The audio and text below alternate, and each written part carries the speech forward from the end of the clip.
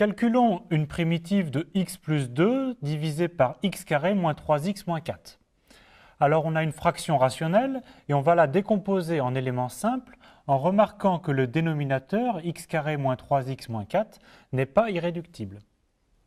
Donc en fait, x carré moins 3x moins 4 peut s'écrire sous la forme x plus 1 facteur de x moins 4.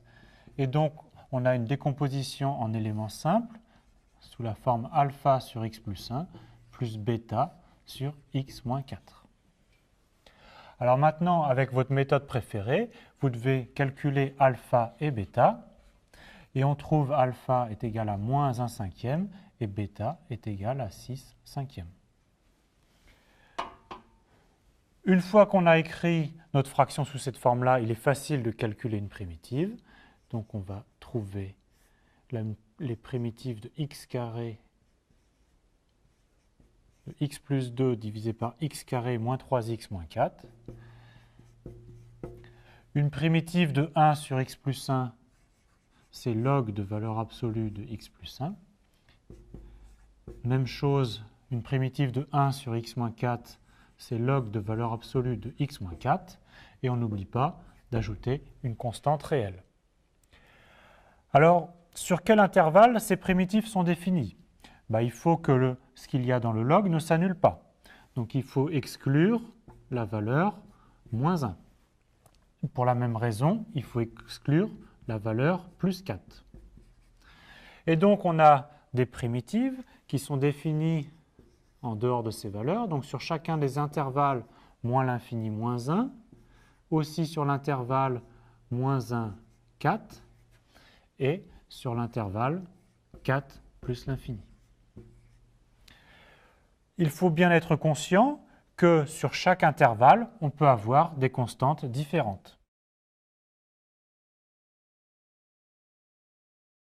Nous avons encore une fraction rationnelle dont on veut calculer les primitives, x moins 1 divisé par x carré plus x plus 1.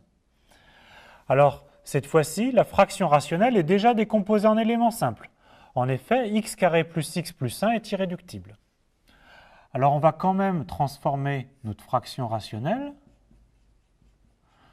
pour essayer de faire apparaître une forme u' sur u, dont on saura calculer les primitives.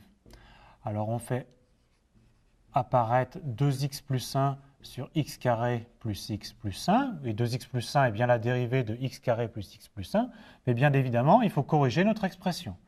Donc, on doit déjà mettre un facteur 1/2 pour que ça commence par x, comme ici, et on doit corriger le terme constant pour obtenir moins 1, et donc on met moins 3/2 de x carré plus x plus 1. On souhaite calculer la primitive de cette expression, on va calculer la primitive de chacune de ces formes. Alors commençons par une primitive de 2x plus 1 sur x carré plus x plus 1 dx. C'est de la forme u' sur u, et donc ça s'intègre en log de x carré plus x plus 1 en valeur absolue. Et donc, les primitives sont x carré plus x plus 1 plus une constante additive près.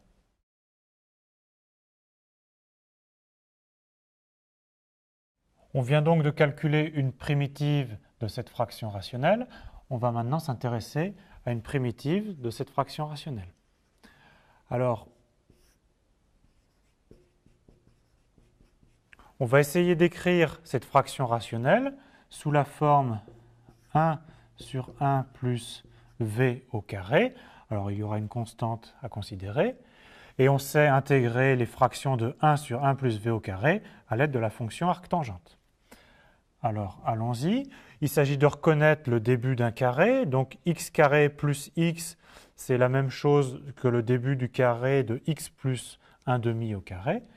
Et donc, on va écrire x plus 1/2 au carré. Et il faut corriger la constante. On a 3/4. Alors, on va mettre la constante 3/4 en facteur pour obtenir 1 plus 2 sur racine de 3, facteur de x plus 1 demi, le tout au carré. Donc on va appeler v, en faisant un changement de variable, 2 sur racine de 3, x plus 1 demi. Et donc à ce moment-là, pour ce changement de variable, on a dx, c'est racine de 3 sur 2 dv. Maintenant, on peut calculer les primitives de 1 sur x2 plus x plus 1. On l'a donc réécrit sous la forme primitive de 1 sur 3 quarts facteur de 1 plus v au carré. Et le dx devient racine de 3 sur 2 dv. Donc le 3 quarts, 1 sur 3 quarts devient 4 tiers. Et donc ça nous donne 2 sur racine de 3, primitive de 1 plus v au carré dv. Donc ça fait 2 sur racine de 3.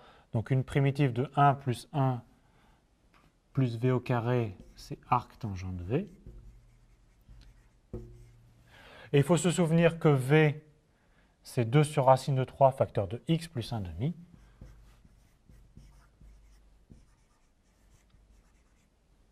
Donc on a arc tangente de 2 sur racine de 3 facteur de x plus 1 demi, bien sûr, à une constante additive près.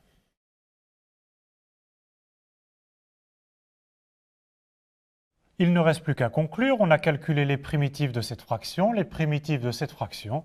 Donc on en déduit que notre primitive x moins 1 sur x carré plus x plus 1 dx est de la forme 1 demi de log de valeur absolue de x carré plus x plus 1 moins racine de 3 arc tangente de 2 sur racine de 3 facteur de x plus 1 demi et le tout bien sûr à une constante additive près.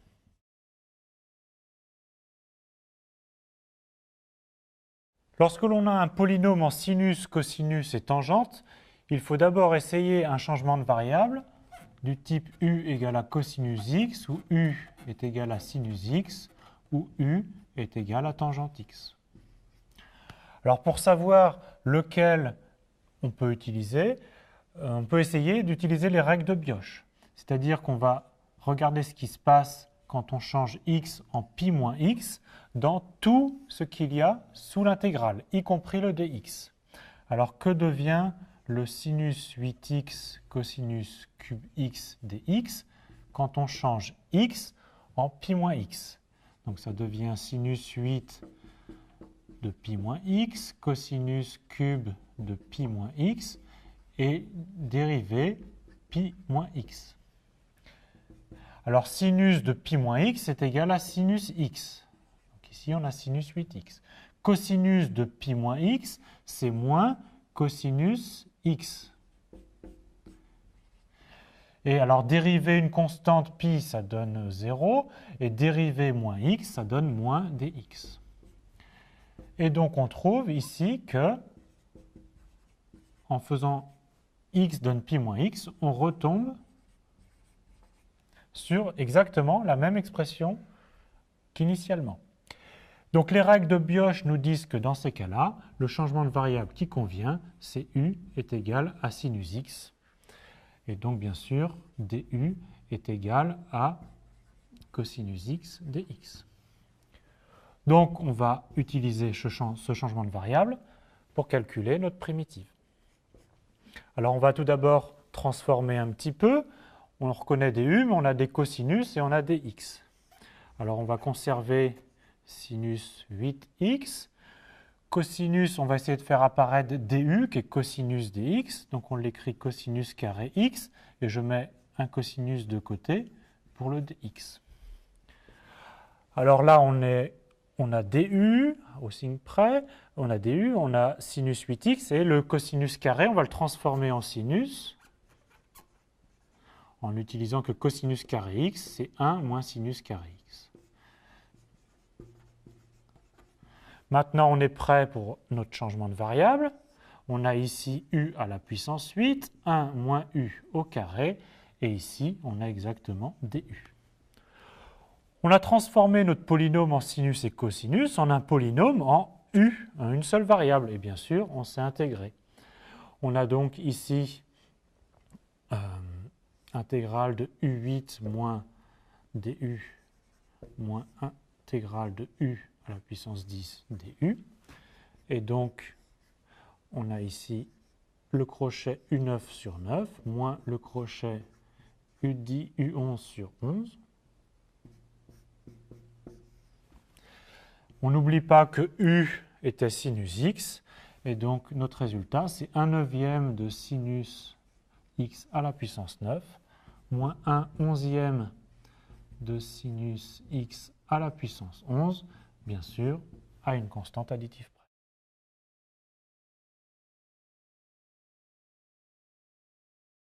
On va calculer les primitives de 1 sur sinus x. On a encore une fraction rationnelle ici, juste avec du sinus. Alors on va appliquer les règles de Bioch. On va voir ce qui se passe dans l'expression dx sur sinus x. Quand on fait le changement de variable, x donne moins x. Alors dx devient moins dx. Et on sait que sinus de moins x est égal à moins sinus x. Donc on retrouve exactement ce qu'il y avait sous l'intégrale. Donc les règles de Bioch nous disent qu'à ce moment-là, le changement de variable qui convient, c'est u est égal à cosinus x, et donc bien sûr du, et à ce moment-là, moins sinus x dx. Donc on va transformer un petit peu notre intégrale pour faire apparaître du. Donc pour l'instant, on a juste dx, donc on fait artificiellement apparaître au numérateur sinus x dx. Bien sûr, il faut à ce moment-là corriger notre expression en multipliant aussi le dénominateur par sinus x, donc on a sinus carré x. On a ici du au signe près, et ici on a sinus carré, mais nous on veut du u égal à cosinus x, donc bien sûr on utilise que sinus carré c'est 1 moins cosinus carré x. On est prêt pour notre changement de variable, on a donc en haut moins du, en bas on a 1 moins u au carré. Il ne nous reste plus qu'à calculer cette fraction rationnelle en une seule variable u. Alors là, cette fraction 1 moins u au carré, c'est en fait 1 plus u facteur de 1 moins u. Donc on va décomposer cette fraction en éléments simples. Donc ça s'écrit sous la forme 1 plus u, 1 moins u. Et il faut trouver ici les bons coefficients qui conviennent. C'est en fait 1 demi et 1 demi. Maintenant, on s'est intégré du 1 sur 1 plus u, ça va nous donner du log de u. Et donc, on a moins 1 demi de log de valeur absolue de 1 plus u et moins 1 demi de log de valeur absolue de 1 moins u, bien sûr, à une constante près. On n'oublie pas de revenir à u. U, c'était cosinus x. Et donc, on a maintenant nos primitives 1 demi de log de valeur absolue de cosinus x plus 1 moins 1 demi de log de valeur absolue de cosinus x moins 1 à une constante près. Alors il faut faire attention, ces primitives ne sont pas définies partout, il faut que le cosinus soit différent de moins 1 et le cosinus soit différent de plus 1. Et donc en fait, ces primitives sont définies sur les intervalles, sur chacun des intervalles suivants, du type kpi, k plus 1 pi, pour tout cas entier relatif.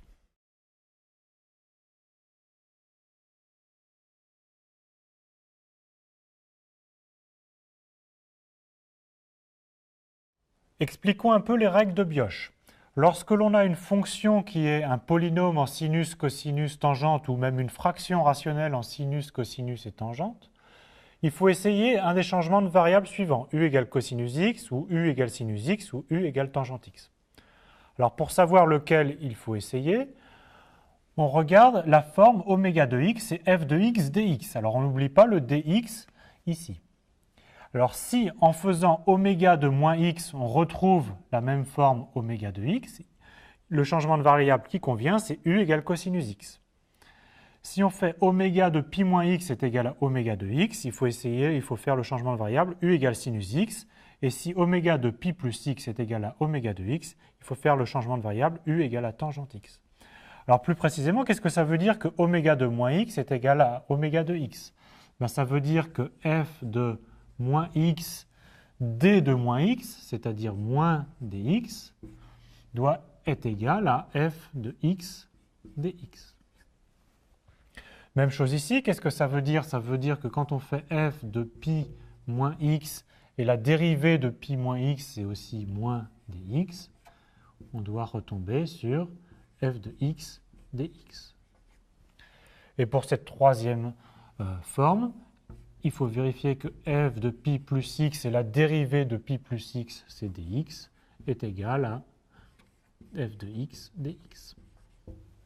Alors maintenant que vous connaissez les règles de Bioch, essayez de les appliquer pour calculer les deux primitives suivantes.